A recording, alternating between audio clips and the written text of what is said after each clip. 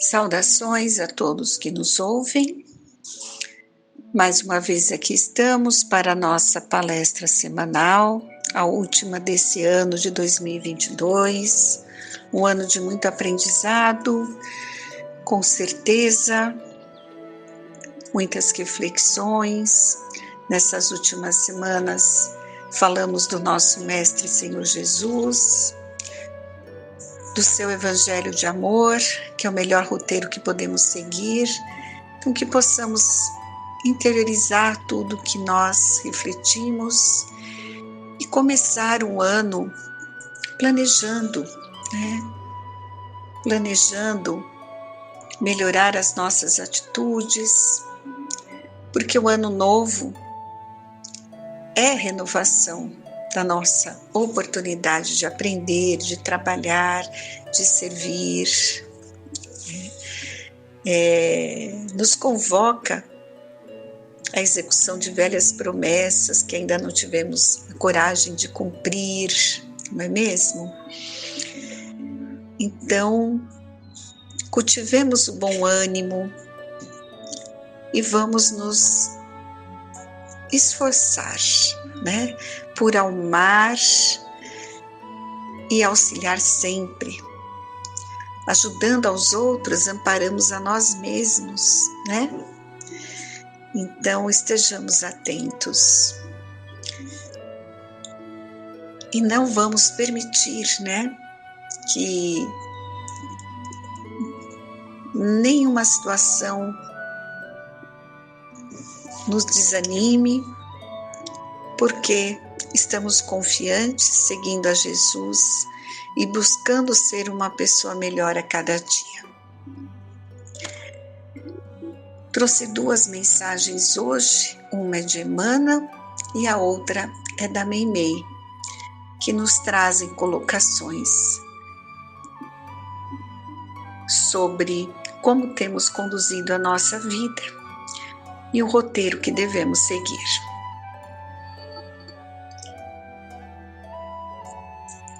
Temos um texto muito interessante do Emmanuel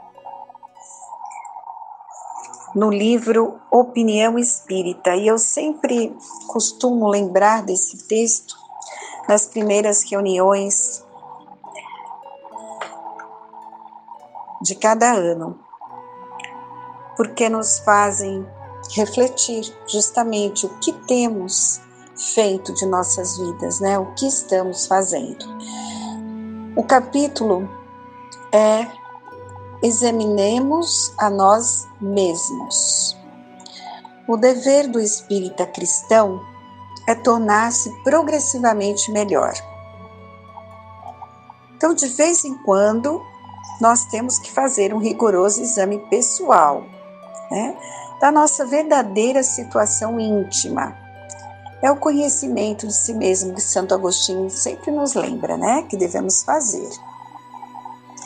E ele coloca aqui que o espírita que não progride durante 3 anos sucessivos permanece estacionário. Essa colocação é muito interessante, Como é que foram os 3 últimos anos da nossa existência? Será que a gente melhorou um pouquinho em termos de ser humano, de médium, de estudioso da doutrina espírita? Façamos essa avaliação. E aí ele começa a fazer vários questionamentos, que são situações do nosso comportamento do dia a dia. Veja, desta paciência própria, estás mais calmo, afável, compreensivo? Então, a doutrina espírita, ela tem essa parte da filosofia, que é o questionamento. Quando fazemos perguntas para nós, as perguntas exigem respostas, Nós estamos mais pacientes ou não? E dentro do lar, conquistaste mais alto clima de paz dentro de casa? No templo doutrinário, colaboras com mais euforia na seara do Senhor? Trazes o Evangelho mais vivo nas atitudes? Vejam, são questionamentos importantes, né? Todos nós que já temos a noção de que estamos aqui para evoluir, para desenvolver em nós atitudes que nos orientam o Evangelho de Jesus, nós temos que estar nos esforçando por colocar em prática esse comportamento, né? Então o Evangelho ele tem que estar mais vivo no nosso coração, nas nossas atitudes, no nosso comportamento. Não adianta estudar o Evangelho todo dia e na prática esquecermos, né? Então será que trazemos imperfeições, nosso comportamento oscila muito, mas será que já conseguimos modificar pelo menos um pouco, ou estamos nos esforçando por colocar em prática? Essa é a pergunta, né? Não somos perfeitos, não conseguimos todos os dias estar bem, mas estamos já conseguindo colocar em prática e nos esforçar para isso? Mais uma pergunta. São questionamentos importantes. Reflitam sobre esse texto. Vou enviar a cópia para que vocês possam estar recordando durante todo o ano. Notas em ti mesmo mais ampla disposição de servir voluntariamente? Andas um pouco mais livre do anseio de influência de posses terrestres? Aqui ele está falando com relação ao apego que temos, né, às questões materiais. Como é que está essa questão de nos desapegarmos? Lembrar que tudo é um empréstimo, que nada nos pertence. No dia do retorno deixaremos tudo aqui, né? Então, muito atento com esse... ele ainda pergunta, né, se nós usamos mais os pronomes nosso e nossa, ou eu, meu e minha, né? Vejam só, porque às vezes a pessoa é tão apegada que nessa casa é minha, esse carro é meu, esses filhos são meus, né? E na realidade eles são tudo um empréstimo que Deus nos concedeu. Então a gente tem que ficar muito atento em desenvolver esse apego, né? Não só as questões materiais, mas as pessoas. Então é um aprendizado bem difícil, mas se nós nos esforçarmos, vamos aprendendo a usufruir tudo, mas sem nos apegar demasiadamente, né? Mais uma pergunta que Emmanuel nos coloca. Teus instantes de tristeza ou de cólera estão presentemente mais raros? Importante, né? Nossos desequilíbrios, nosso nervosismo, né, como ele coloca cólera, os momentos que nós estamos nervosos, nós temos atitudes infelizes, ou que vem a tristeza, a insatisfação, eles ainda continuam? Infelizmente sim, né, porque estamos tentando nos modificar, então esses momentos ainda vão acontecer na nossa existência, mas eles têm diminuído? Têm sido mais raros? Fica a pergunta. Dissipaste antigos desafetos e aversões?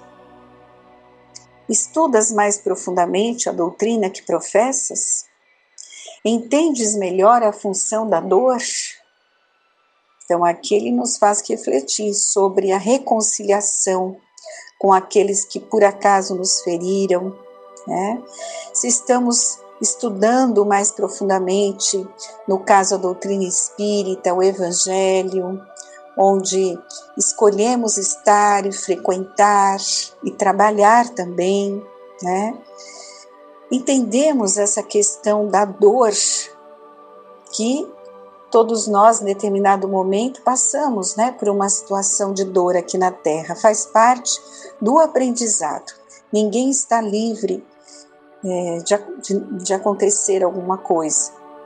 E é aí que nós vamos entender o porquê da situação que a vida está nos apresentando, né? Auxilias aos necessitados com mais abnegação? Aqui é uma reflexão sobre a prática da caridade, né? São tantos os que necessitam não só das questões aí materiais, mas também de uma palavra, de um amparo. E o que temos feito com relação a isso? Muito importante reservarmos algumas horas da nossa semana para auxiliar alguém, né? Pode ser um vizinho, pode ser uma criança, um idoso, não importa. Que tenhamos essa compaixão, esse olhar pelo outro e ajudar verdadeiramente, dentro da nossa possibilidade. E Emmanuel continua: tens orado realmente? Teus ideais evoluíram? A prece tão necessária, tão pedida pela espiritualidade, como está isso no nosso cotidiano? Temos alguns instantes para elevar o nosso pensamento a Deus e a Jesus? Tudo isso são reflexões. Se o nosso comportamento não está sendo assim, esse é o objetivo. Quando inicia um ano, vamos mudar, vamos reprogramar a nossa vida, vamos introduzir essas atitudes, esse comportamento, que é o que vai nos trazer ali a paz do coração, a felicidade, a alegria de ser útil, a paz do dever cumprido, tudo isso, né? Só vamos atingir todos esses sentimentos que nos trazem a verdadeira felicidade, observando esse comportamento nosso. Nossos ideais evoluíram? Quais são os ideais que eu tenho de vida? Eu me apego mais às questões materiais? Ou eu consigo um equilíbrio, pensando também no bem que eu possa fazer, né, na satisfação que eu tenho quando eu me dedico a alguma causa, buscando auxiliar, ensinar, compartilhar os meus conhecimentos, né? E aí vem a pergunta muito inteligente do Emmanuel: tens o verbo mais indulgente, os braços mais ativos e as mãos mais abençoadoras? Olha só, né? Como estão as nossas palavras, né? O que sai da nossa boca aí? É tão complicado, né? Porque o nosso comportamento, às vezes, nós temos atitudes muito infelizes. Então, temos que buscar um equilíbrio, sermos mais indulgentes, compreender a dificuldade dos outros. Braços mais ativos, ou seja, trabalho e trabalho, como dizem os espíritos, né? Estamos trabalhando mais efetivamente,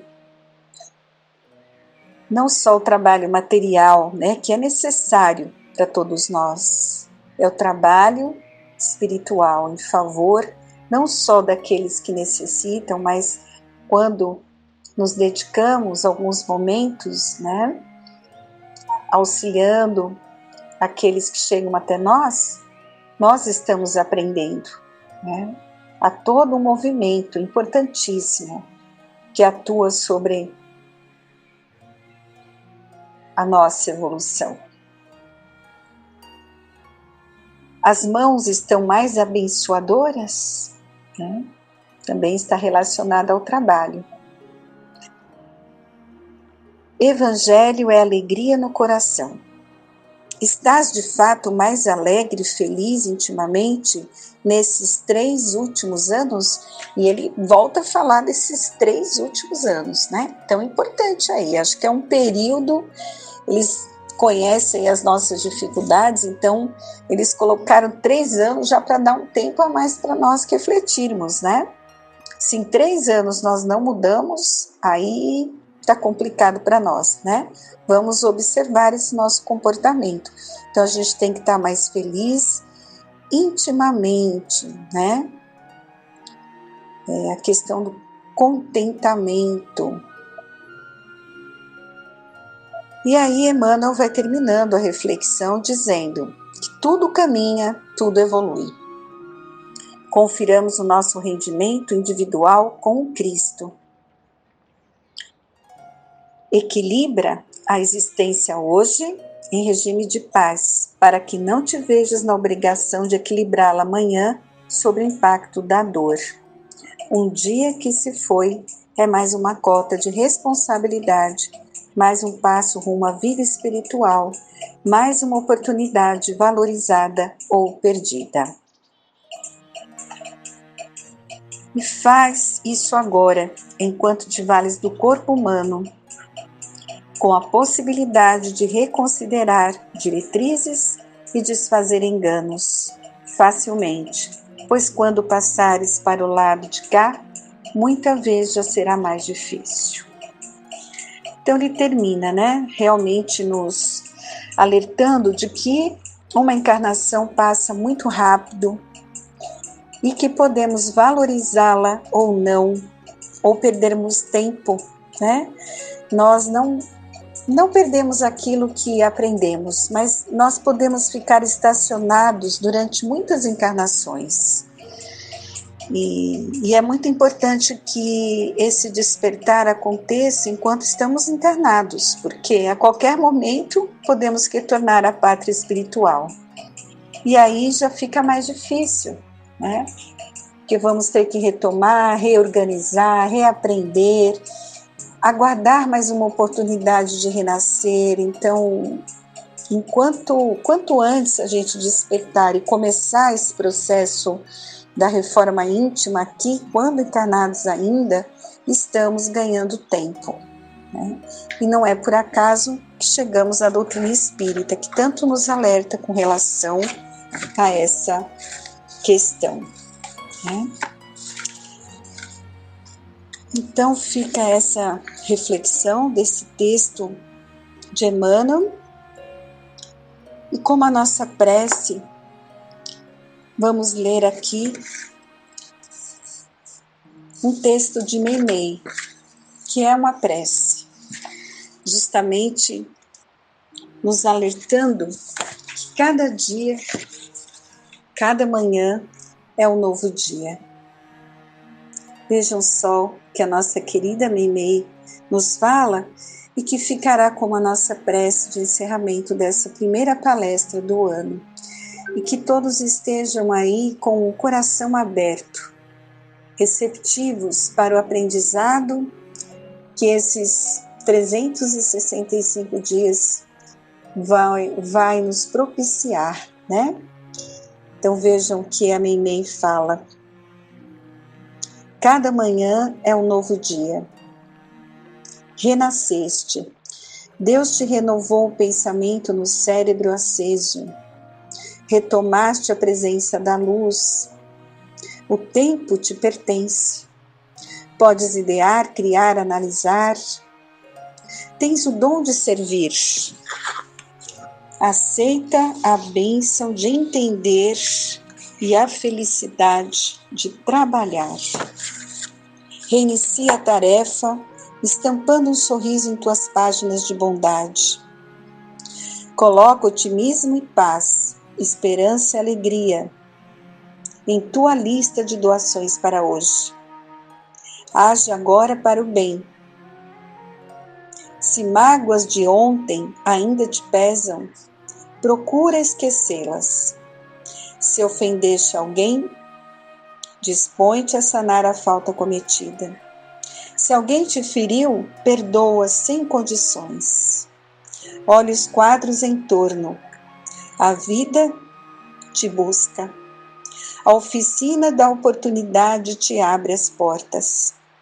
Escolhe fazer o melhor que puderes. Sai de ti mesmo e segue adiante para amar, auxiliar, construir e compreender, porque Deus espera por ti.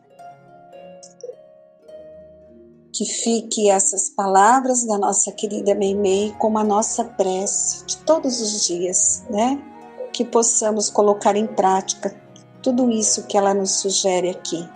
Auxiliar, construir, compreender, porque Deus é nosso Pai, está ao nosso lado e espera de nós esse comportamento que nos faz colocar em prática o amai-vos uns aos outros como eu vos amei. Que Jesus ampare a todos que nos ouvem. Comecem esse ano com muita vontade, boa vontade, é que nos pedem os espíritos benfeitores. Querer a modificação, ser uma pessoa melhor.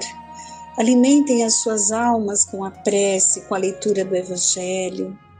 Busquem se fortalecer, porque as situações dolorosas fazem parte da nossa vida. E se estivermos com o Evangelho no coração, vamos compreender, como Emmanuel falou, o porquê da dor, porquê de todas as situações que a vida nos apresenta. Então, sigam confiantes, buscando o aprendizado.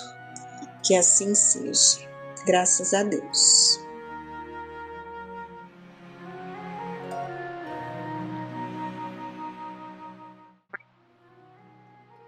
Bem, sejam todos bem-vindos a esta palestra doutrinária. E eu vou continuar ainda falando um pouco sobre Jesus, né? Porque as suas histórias, seus exemplos são muito importantes para todos nós. Nós vamos continuar falando do livro Vivendo com Jesus, da Amália Rodrigues. E são as passagens que Jesus deixou, né? E como elas são importantes, eu gostaria de compartilhar com vocês. Então vamos lá, eu vou ler aqui o capítulo 29, que fala da glorificação pela prece. Os discípulos haviam acabado de receber a diretriz de segurança para enunciar e viver a emoção da prece eficaz. Desculpa. Eram indispensáveis palavras e fórmulas cabalísticas, tornando-se necessária somente a comunhão mental com o Pai generoso, né? Então, ele ensinou uma forma totalmente de orar daquela que o povo daquela época estava acostumado. As tradições haviam estabelecido processos complicados para pedir e raramente apresentavam diretrizes para agradecer. Solicitado pelos companheiros para que apresentasse uma proposta singela, como a pureza dos lírios do campo, ele lhes ofereceu a nobre oração que ficou denominada como dominical, ou seja, o Pai Nosso, né? É muito difundida no mundo inteiro.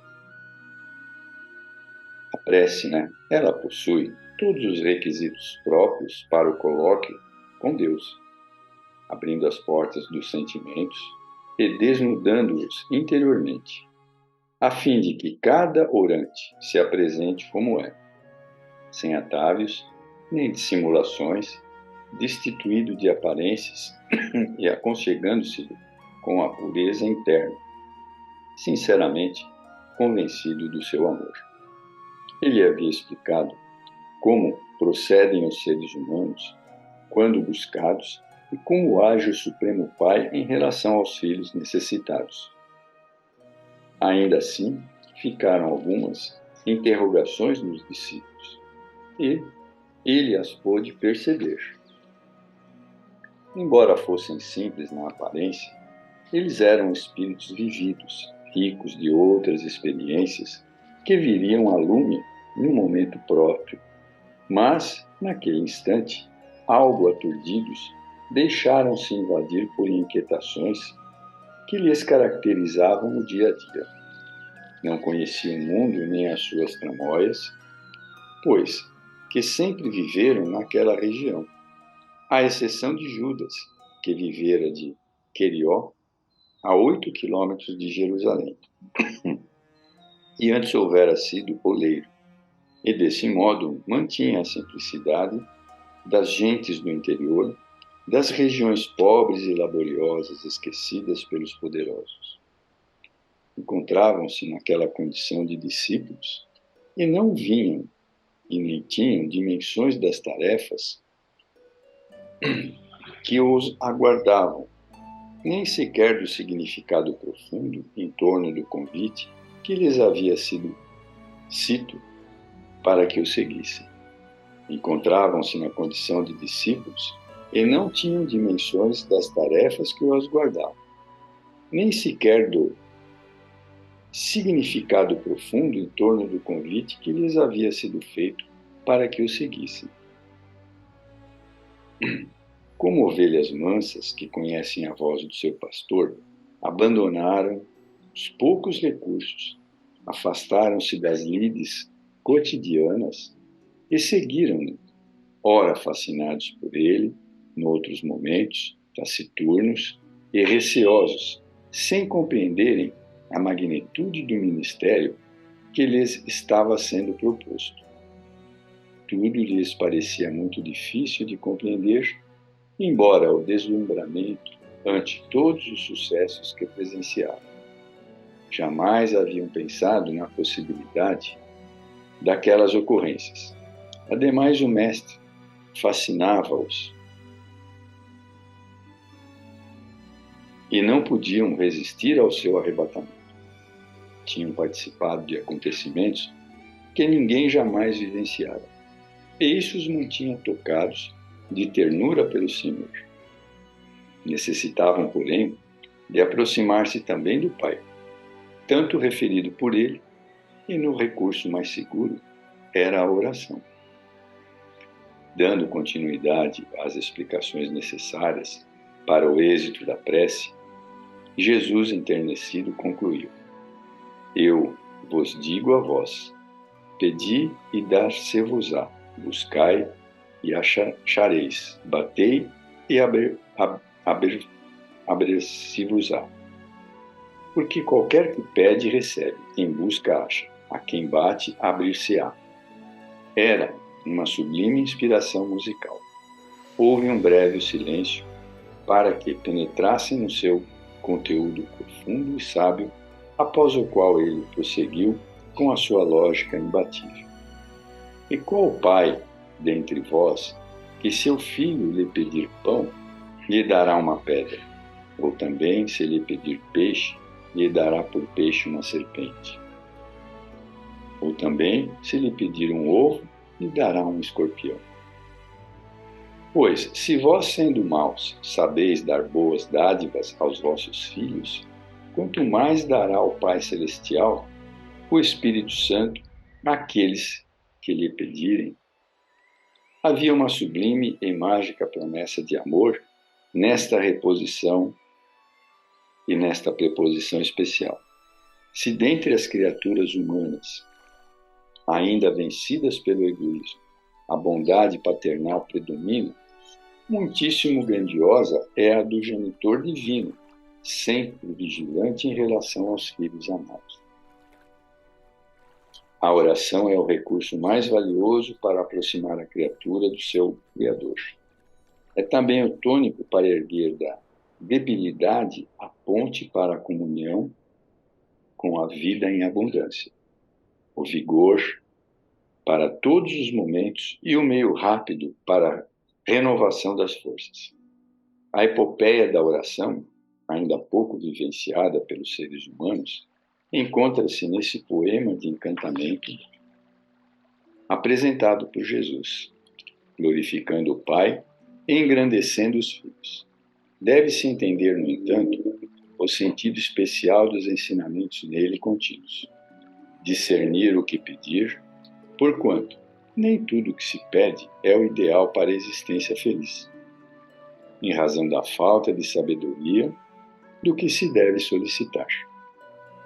Confunde-se necessidade real com interesse momentâneo, com paixão egóica, e mesmo tempo com ambição desmedida e fuga dos efeitos que seguem as realizações infelizes.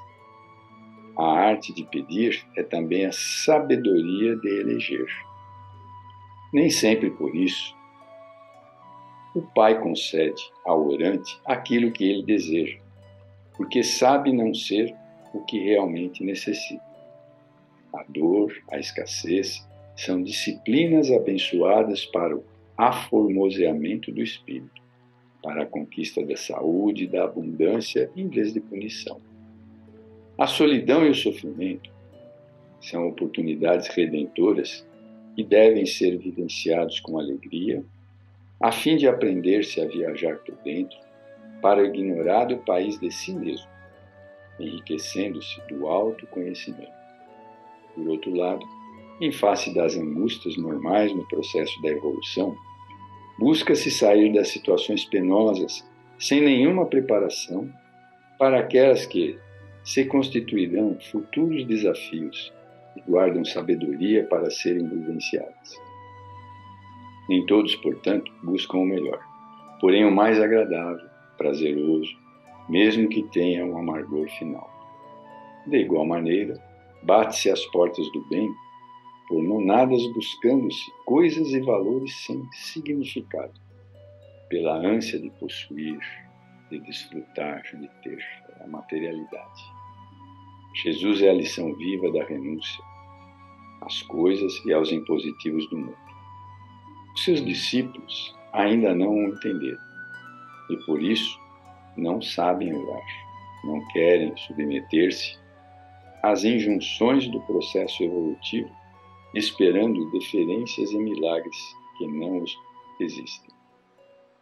Ao seu lado, a brisa da natureza era mais cariciosa e a vida muito mais prazerosa. Ele, porém, teria que retornar ao sólido do alto para que ninguém padecesse mais de solidão ou de abandono. Ele os ensinou a orar, ofereceu-lhes a glorificação pela prece, mediante cujos recursos poderiam sempre estar usufruindo os benefícios da sua presença. E foi assim que realmente aconteceu, quando chegaram os dias dos testemunhos. Então e agora ele fala sobre a sementeira de testemunhos. E outra semente caiu em boa terra, e nascida produziu fruto a 100 por 1.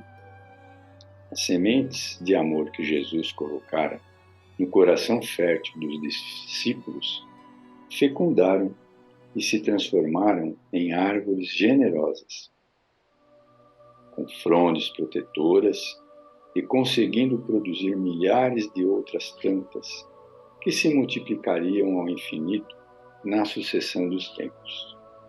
Terminado o ministério terrestre, o Mestre retorna às imarcessíveis dimensões da espiritualidade, deixando os companheiros equipados para os enfrentamentos, e todos eles desincumbiram-se do ministério com inigualável grandeza moral, dando testemunhos que permaneceriam como símbolos de fidelidade e lições permanentes de amor. Todos padeceram nas carnes do corpo e nos tecidos da alma as mais rudes provas e mais acerbas dores físicas e emocionais, sem apresentarem qualquer sinal de fraqueza, de temor ou de negação. Quanto mais terrível era configurada a punição ao amor de que se davam mostra, vivenciando, e eles se faziam expoentes da coragem e da fé.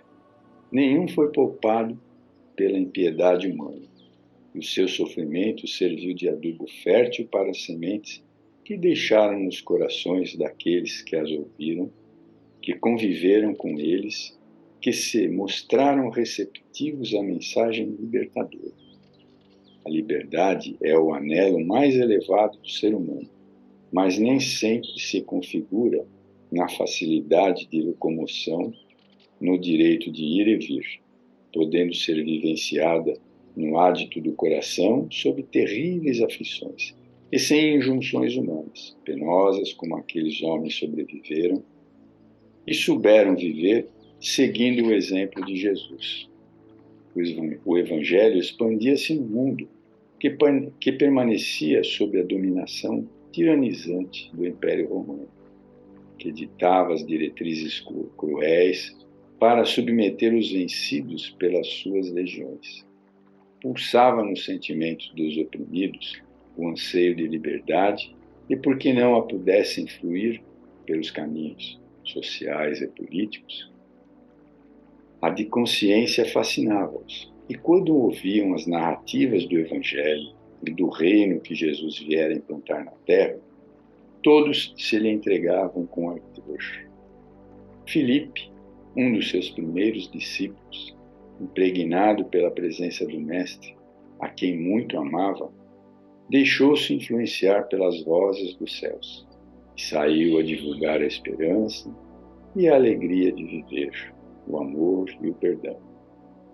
Ele vivia enriquecido desses valores que o sustentaram desde o momento em que o Mestre ascendera ao infinito.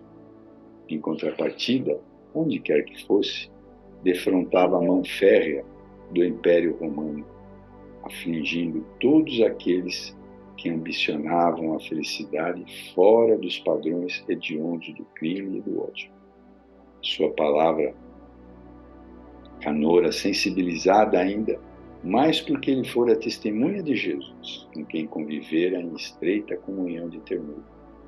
Obrigado a sair de cada cidade, onde se apresentava nas condições de embaixador do rei especial, deteve-se em Hierápolis, na Frígia, onde o seu verbo sedutor iluminou vidas incontáveis, arrancando-as da densa escuridão. Os frígios podiam ser considerados bárbaros no conceito romano, mas eram pessoas sofridas e sedentas de paz.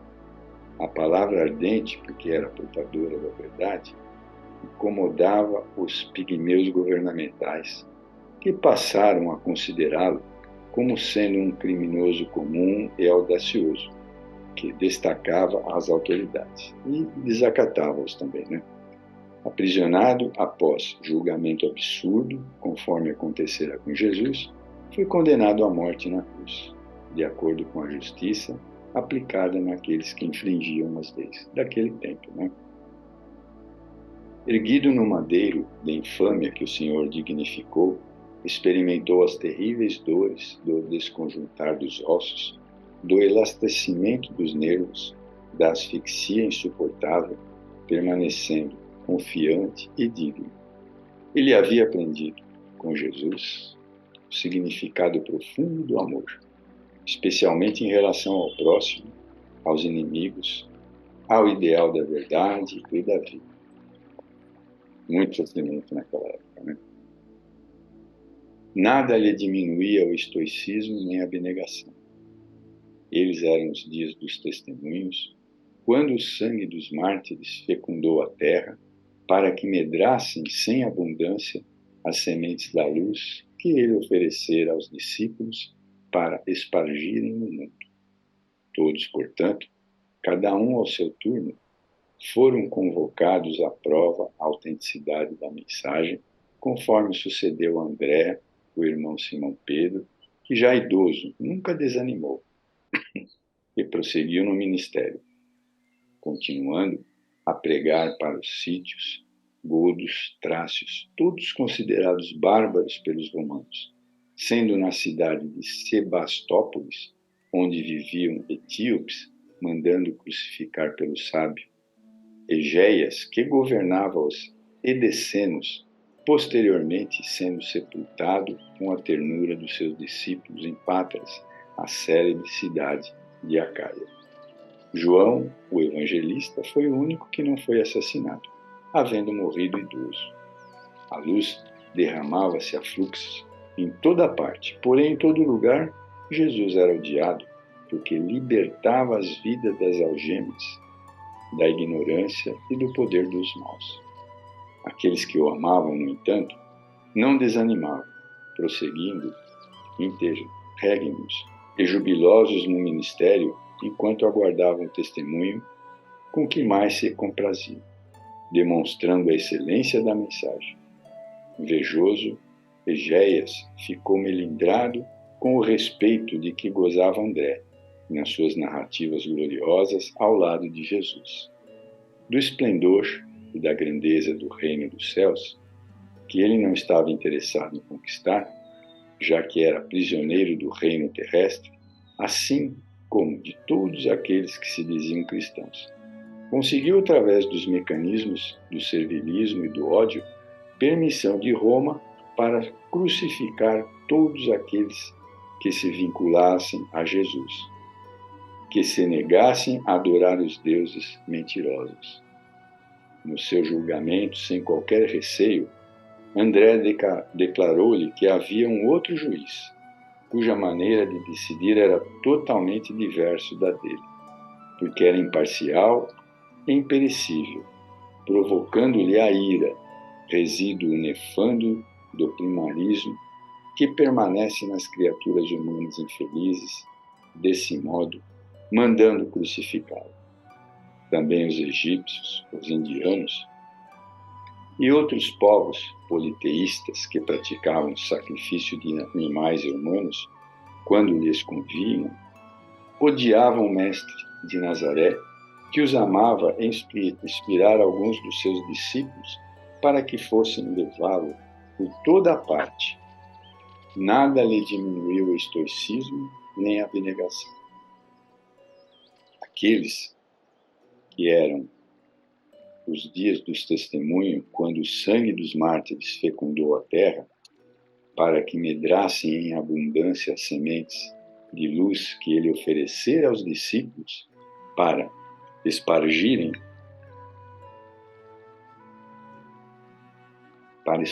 no seu caminho, conforme sucedeu a André, o irmão de Simão Pedro, que já idoso nunca desanimou, e prosseguiu no ministério, continuando a pregar para os sítios, godos, trácios, todos bárbaros. João foi o único que foi assassinado, né? Então, aí continuando mais esse trechinho aqui, né? Ainda hoje, de alguma forma, a fidelidade a Jesus é vista como comportamento patológico, alienado, covardia moral. Os seus servidores não encontram espaço no mundo em que triunfam os equivocados e merecem láureas os criminosos, aqueles que matam em nome da pátria, da política, da fé religiosa, dos preconceitos em que se comprazem. Jesus, porém, vela pelos seus continuadores e prossegue convocando os seus trabalhadores para que permaneçam na seara imensa, onde os poucos fiéis devem viver em vigilância de harmonia e perdão, da misericórdia e de compaixão, experimentando a caridade. Cristãos sem testemunho é solo árido dominado pela seca e pela morte. Testemunho de qualquer natureza, mesmo aqueles interiores silenciosos, são a condecoração de quem ama Jesus e resolve servir, né? Então essas foram aí algumas palavras da Amália Rodrigues, né? Descrevendo um pouco da prece, um pouco daquilo que os discípulos sofreram, né? E nós sabemos que estamos em outros tempos mais modernos, né? Mas ainda continuam com os mesmos problemas, né? Falta de fé, falta de oração e falta daqueles que querem seguir Jesus para dar realmente o seu testemunho. Bom, nós esperamos que desta maneira, lendo esses textos, cada um de nós possa meditar um pouquinho sobre o que andamos fazendo durante este ano todo, né? E vamos seguir em frente, continuando a nossa jornada como espíritas, oferecendo sempre o nosso melhor, mas sempre colocando em prática tudo aquilo que a gente aprendeu. Muito obrigado a todos e até uma próxima oportunidade.